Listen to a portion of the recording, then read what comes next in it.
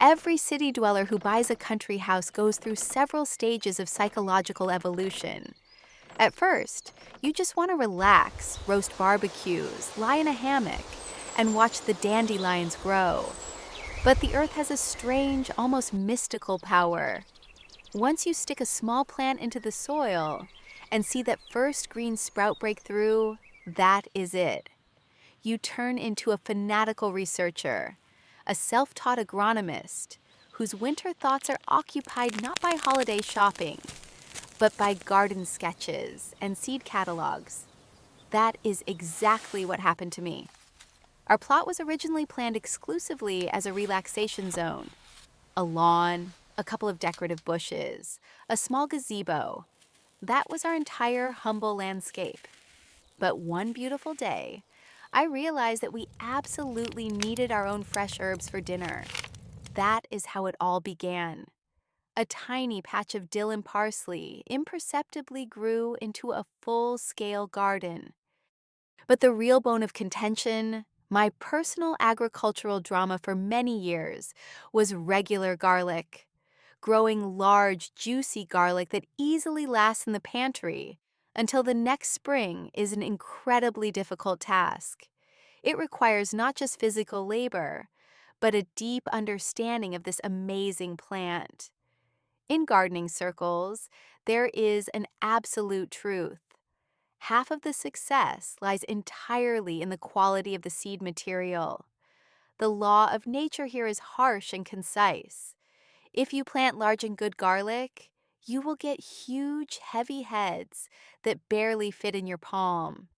If you plant tiny or random cloves, you will harvest a laughable crop that brings nothing but disappointment. Unfortunately, I had to learn this simple wisdom through a series of annoying mistakes, frustrations, and light mockery from more experienced neighbors. Years of failure and missing pieces. For several years in a row, I harvested a truly laughable, if not deplorable, crop of garlic on my property. Every autumn, the pattern repeated itself down to the smallest detail. I planted the garlic, as expected by traditional canons, in September, choosing a time when the earth had already begun to cool down, but before the first real frosts. It seemed to me that I was doing everything absolutely right, strictly according to the random articles I found in old gardening magazines. After planting, I showed maximum care to the bed, or at least, that is what I thought at the time. I carefully and abundantly mulched the bed with thick layers of straw and sawdust. My logic was simple and naive. I wanted to protect the growth site of the future garlic from fierce winter frosts, wrapping it up like a baby so that not a single root would suffer from freezing.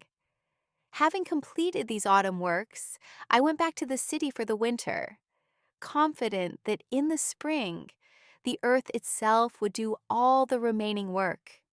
With the onset of April, as soon as the snow melted, I rushed to the plot. Pale green feathers breaking through the remnants of the mulch filled my soul with pride. However, my active care somehow ended right there. In the spring, I just waited for a miracle, believing that garlic is an unpretentious culture capable of growing on its own since it successfully overwintered. I practically did not feed the plants, watered them only from time to time during droughts, and blindly believed that nature would take care of everything.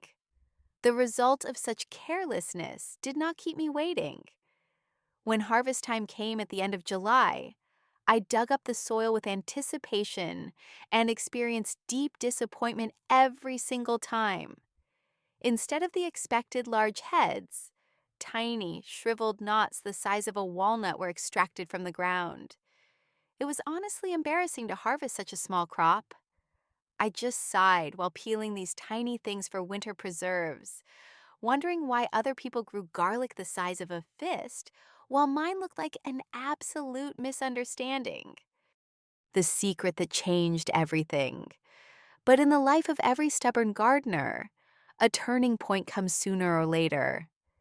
Everything changed radically when, quite by accident, during a friendly gathering on a veranda, I learned one feeding secret from a close friend's wife. She was famous among all our acquaintances as an unsurpassed gardener. Her plot always looked like a picture from a magazine, and her vegetables were amazing in size and quality. That evening, we started talking about garden affairs, and I could not help but complain about my long-standing garlic failure. She listened to my complaints attentively, smiled, and said a phrase that stuck in my memory. Garlic is not a weed that you can just throw into the ground and forget about. It is a true hungry aristocrat among vegetables. It needs a strict feeding schedule. And if you give it what it asks for and exactly when it needs it, it will thank you with a royal harvest. This conversation literally opened my eyes and brought my gardening experience to a completely new level. I realized that all my previous efforts were chaotic. Live and learn. It turns out that success lies in a strict sequence of certain actions and a deep understanding of the plant's needs at each stage of its development. I will definitely share this priceless secret with you in all details right now.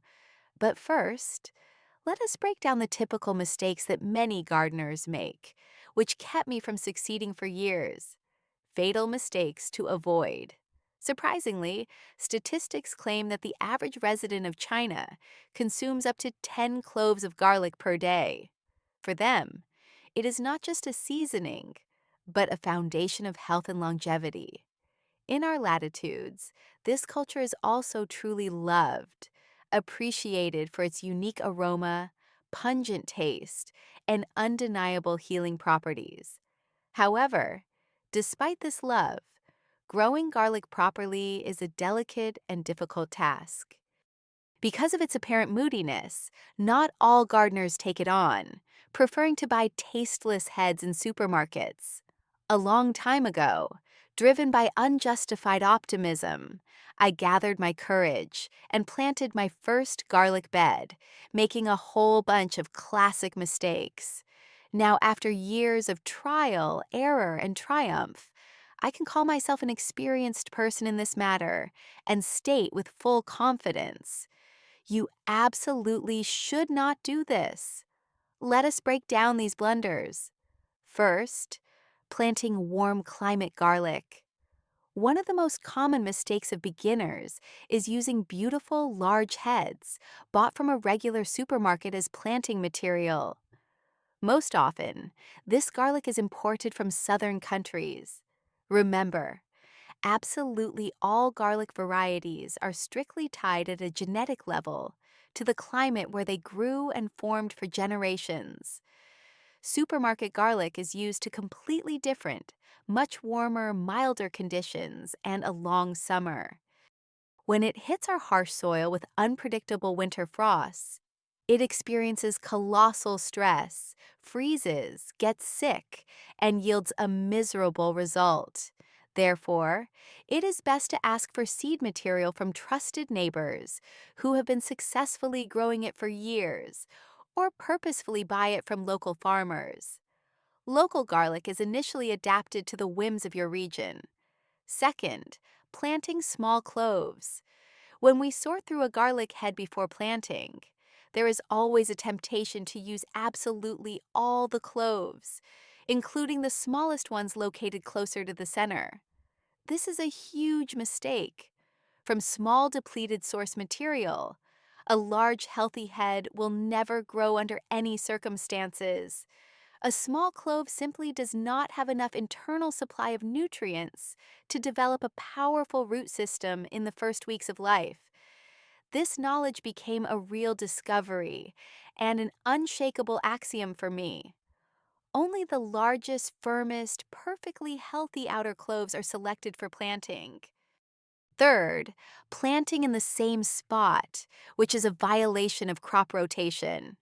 The earth is a living organism that gets tired of the same crops. Garlic is a culture where any violation of crop rotation rules is absolutely unacceptable. Specific pests and fungal spores accumulate in the soil over time. In addition, garlic intensively takes the same micronutrients from a specific layer of soil. Returning this plant to the same bed is possible only 5 years after the first planting, not earlier. It is also highly discouraged to plant garlic after potatoes or onions, as they share common diseases and deplete the soil in a similar way. Fourth, failing to fertilize the bed in advance.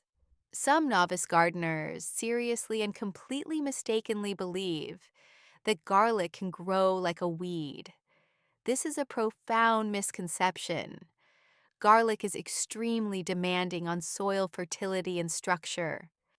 The bed for this culture needs to be prepared in advance, at least a month before planting, thoroughly digging up the earth, adding the necessary components, and letting the soil settle so that the cloves do not fall too deep during planting and suffocate without air. The step-by-step feeding method.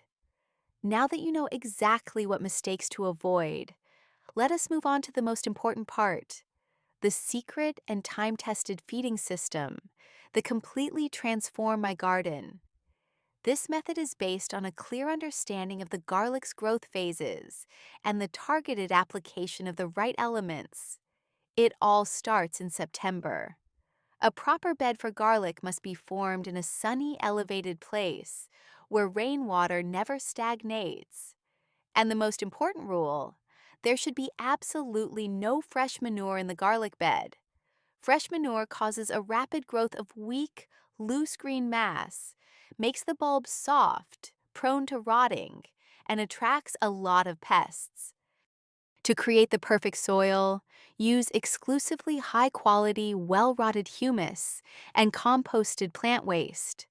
The earth becomes loose, breathable, and nutritious.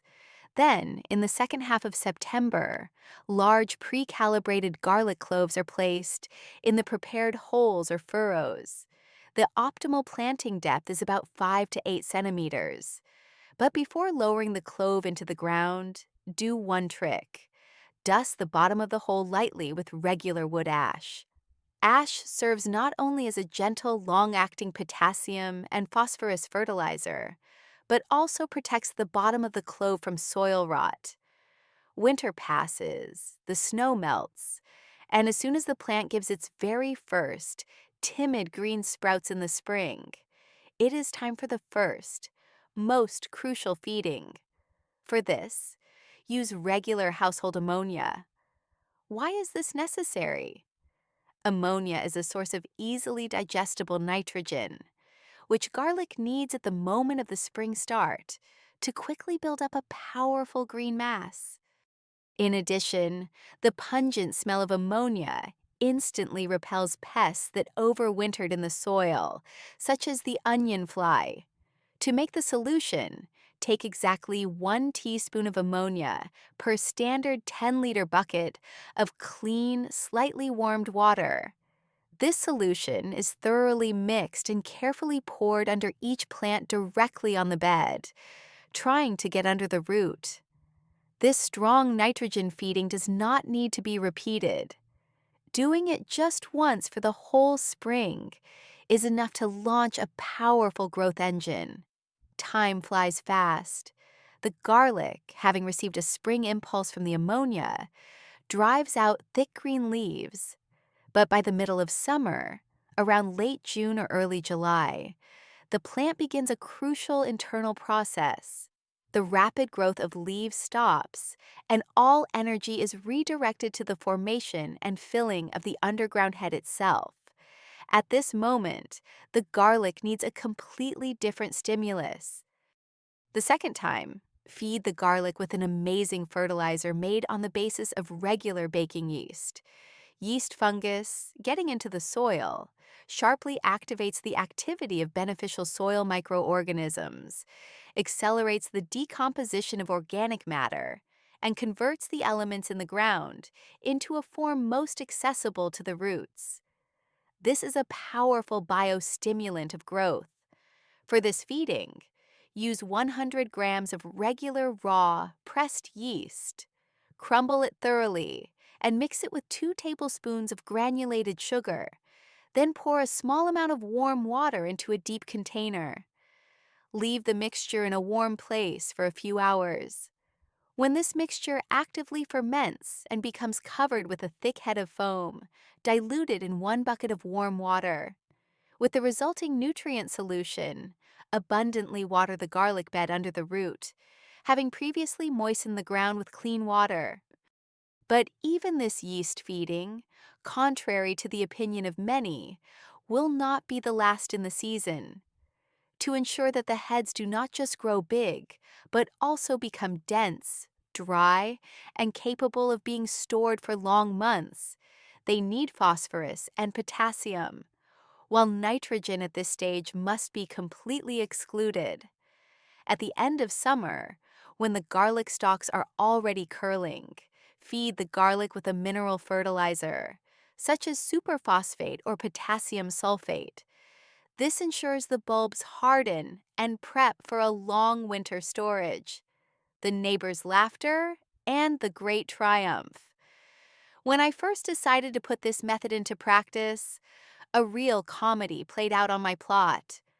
My closest neighbor was an elderly woman, a gardener with 40 years of experience, who firmly believed exclusively in traditional methods, manure, weeding, and faith in the lunar calendar. She always treated any of my experiments with a good deal of good-natured skepticism. On that July day, I was busy near my garlic bed, armed with buckets, a pack of yeast, and sugar. I was intensely mixing the fermenting solution that smelled like bread. She was leaning on the fence separating our plots, watching my manipulations with curiosity. "Neighbor, what are you conjuring up over there?" she asked with a smile. "Are you making moonshine right on the garden bed?" "No," I answered seriously. "I am feeding the garlic with yeast and sugar to make the heads grow large." Hearing my answer, she literally burst into laughter. Her face lit up with a wide, condescending smile, and she lamented through her laughter, "Oh, that is hilarious! Garlic with yeast. Why don't you bake some pies for it and give it some tea? Since the dawn of time, nobody has fed garlic with anything but cow manure in the spring. Well, go ahead, feed it, baker. Let us see what you will harvest in the autumn besides rotten leaves." Her sincere laughter and sharp jokes, honestly, made me doubt for a second. But I remembered the successful method and decided to stand my ground and go all the way according to the planned scheme. My yeast feeding, indeed, caused a long smile on my neighbor's face, and for a couple of weeks every time we met, she teased me, asking if my garlic had started sprouting buns yet. However, everything has its time. August arrived, the traditional season for harvesting garlic. The weather was dry and sunny, ideal for digging up root crops. I took my pitchfork and went to my experimental bed. My neighbor, as if on purpose, was also busy nearby, gathering her tomatoes. I drove the pitchfork into the ground, gently lifted the soil layer, and pulled the dried stem. The first head appeared from the ground. I was stunned. It was huge, the size of a good fist, dense, clean, with powerful, thick purple and white cloves. I pulled out a second, a third, a fourth. The whole bed gave a phenomenal result. It was a triumph. My neighbor behind the fence grew suspiciously quiet. She slowly put down her bucket of tomatoes, walked up to the fence, and began to stare intently through the gaps at my harvest, laid out on the grass for drying. Not a trace was left of her former smile. She was silent for a long time, assessing the size of my garlic, comparing them with her own, which had turned out very average that year. Then, sighing heavily, she quietly said, "Listen, remember what you said about the yeast? And that other stuff? Ammonia? I didn't have time to write it down back then. Could you tell me exactly how much of everything to mix?" She completely stopped smirking, admitted I was right, And from the very next season, she began to act strictly according to my scheme, dropping her old prejudices. Now, our garlic beds compete exclusively in whose heads turn out even more massive. Master techniques for perfect results. Of course, proper and timely feeding is three-quarters of success, but far from everything. Growing garlic is a complex process where every detail matters. Over the years of practice, I have discovered other crucial agricultural techniques, without which it is impossible to achieve a stable and high-quality result. Sometimes among gardeners, you can hear advice that it is useful to feed garlic with regular table salt. Proponents of this method claim that salt helps fight pests and makes garlic sharper. However, you need to be extremely careful with this method. Sodium and chlorine, which make up salt, are toxic elements for the soil in large quantities. This method can seriously damage the soil structure, leading to its salinization and suppression of beneficial microflora. Although for emergency feeding or protection from an advanced onion fly, people use just a couple of spoons of salt per bucket of water and apply such a solution extremely rarely. I eventually abandoned this method almost completely, replacing it with safe ammonia. Garlic reacts very sharply to the moisture level of the soil, and its needs change radically during the growing season. In the beginning of active growth, when stably warm weather sets in and a powerful green mass is formed, garlic requires a lot of moisture. If there is a drought during this period, watering the bed must be regular and abundant. Then, when the leaves have formed and the growth of the bulb itself begins, the frequency of watering is reduced. It can be watered about once every 10 to 14 days, soaking the ground to a considerable depth.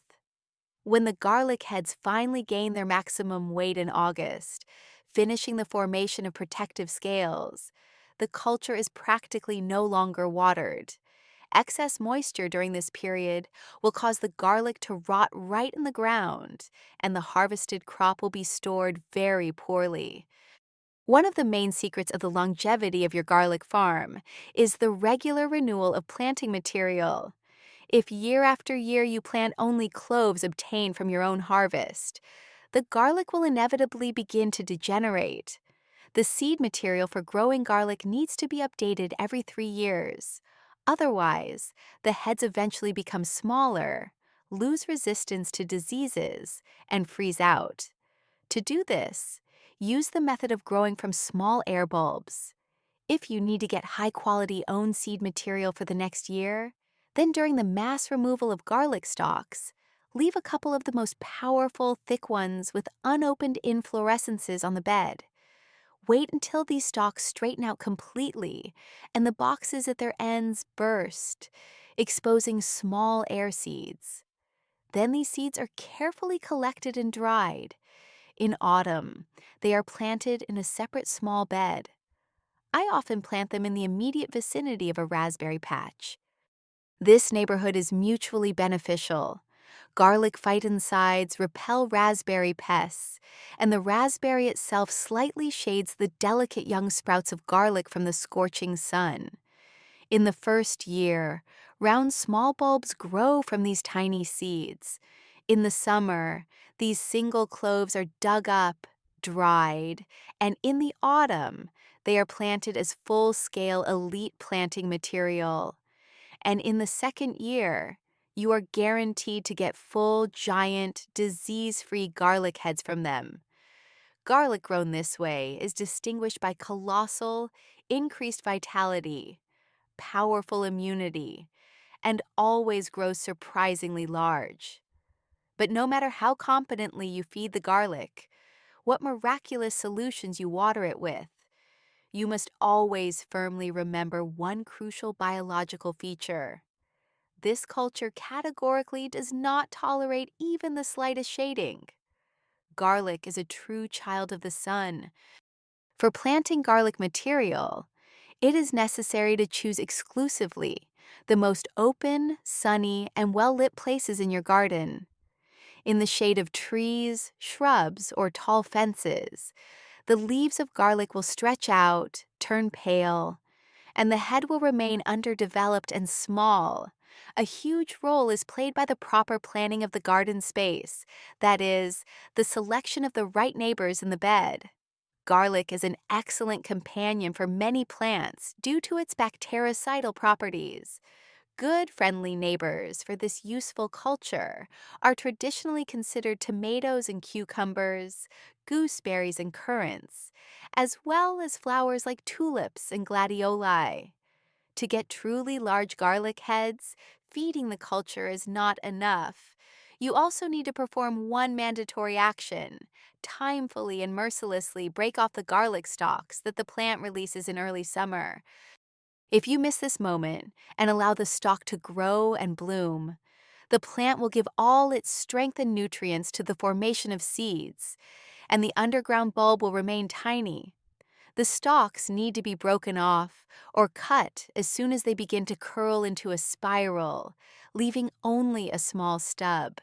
Garlic is a plant that vitally needs a constant supply of oxygen to the roots. It loves loose, light, airy soil. Clogged earth covered with a dense crust after rains is the worst enemy of a good harvest. I loosen the beds with garlic at least 2 to 3 times over the summer, and I do this very carefully using a delicate hand tool that allows me to gently cut the top layer of soil without damaging the shallow root system of the garlic. Another crucial nuance is weeding. You need to weed garlic much more thoroughly, diligently, and regularly than any other garden crops. The fact is that garlic has a specific, rather compact bush architecture and narrow vertical leaves that create practically no shade. Because of this, weeds feel at ease on a garlic bed, instantly grow, and begin to brazenly eat up the nutrients of the crop. Garlic is generous by nature. This plant easily gives up its nutrients and moisture to other, more aggressive weeds, which makes it suffer immediately. To keep weeds on the garlic bed to an absolute minimum, I actively use mulching. Immediately after the spring loosening and the first feeding, I cover the spaces between rows with a dense layer of dry sawdust and clean straw. The mulch does not allow weeds to break through, perfectly retains the deficient spring moisture, and eliminates the need to constantly run to the bed with a hoe. In the gardening environment, various unusual experimental planting methods constantly circulate. One of these methods, causing stormy discussions, is the so-called method of planting garlic as whole heads. The essence of it is that in autumn, not an isolated single clove is buried in the ground, but the entire head as a whole, right in the husk. When using the method of whole heads, proponents of this technology advise preparing the material by first soaking it in a strong salt solution for a powerful stimulation of growth and disinfection, dissolving about 2 tablespoons of regular rock salt in 2 liters of warm water. The heads are kept in this solution for about half an hour, after which they are planted in a well-prepared soil, stuffed with organic matter. The logic of the method is that a whole bunch of garlic stems grows from one point, which supposedly saves space in the garden and allows you to get a lot of greens. If the seed material in this case is initially taken incredibly large and healthy, then, in theory, there is a certain chance of getting a decent harvest. Although in practice, many experienced gardeners often complain that planting garlic as whole heads gives a poor, disappointing result in the end. The reasons for failure here are simple. The cloves, being in close contact with each other in one bulb, begin to fiercely compete for light, moisture, and nutrients. Their roots intertwine into a tight lump, preventing each other from developing. As a result, the garlic grows too small, deformed, and the heads turn out flattened, making their cleaning a real torture in the kitchen. I personally have never tried planting garlic as whole heads on my plot. I was afraid of wasting valuable material after so many negative reviews. But from large, healthy, carefully selected cloves planted for the winter at strictly defined times and fed according to the yeast system, I consistently obtained a magnificent, envy inducing result year after year. To sum up my long garlic epic, I can say the following. If you want to see truly luxurious, sharp, aromatic bulbs on your table, you should forever forget about the silly myth that garlic grows by itself like a weed. The earth loves care, system, and labor. It is necessary to properly, competently, and timely feed this culture during the entire period of its active growth. Monitor moisture, update seeds, and not be afraid to try new methods, even if they seem strange at first glance. My path from laughable tiny knots to giant garlic cloves took several years, but now I know for sure that the secret of success exists, and it is available to anyone who is ready to show a little patience and attention to their land. My neighbor will not let me lie. Her updated garden bed is now the best proof of that. How do you grow your garlic? What secret feeding recipes, tested by generations, are stored in your garden piggy bank? Do you rely on time-tested classics, or do you also like to surprise your neighbors with unusual experiments in the garden beds?